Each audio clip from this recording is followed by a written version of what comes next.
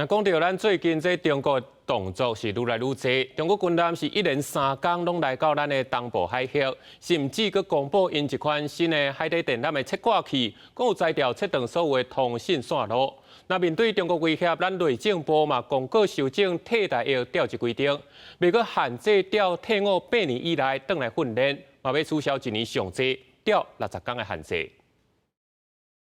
调集替代役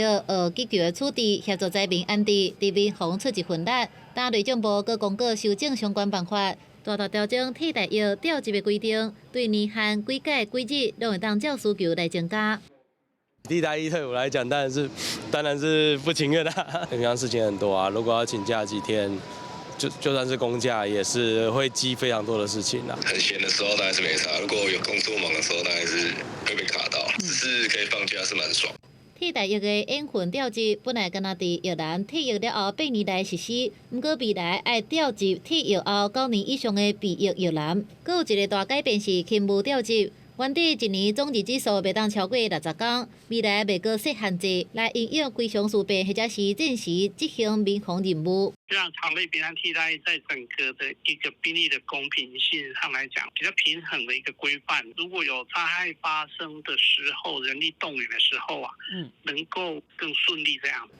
民防系统列伫替代役了后，而且会伫台南举办头一届全社会防卫论成的实地演练，老总统会亲身视察，也互看作是替代役参与民防任务实务测验的重要一部分。也若政府继续扩大动员的量能，都是因为外在的威胁一直来。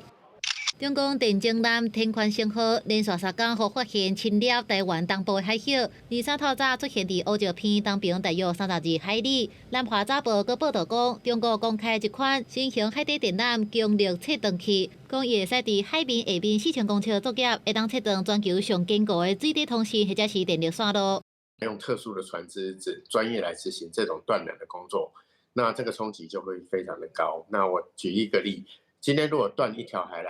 对台湾的影响可能还算有限，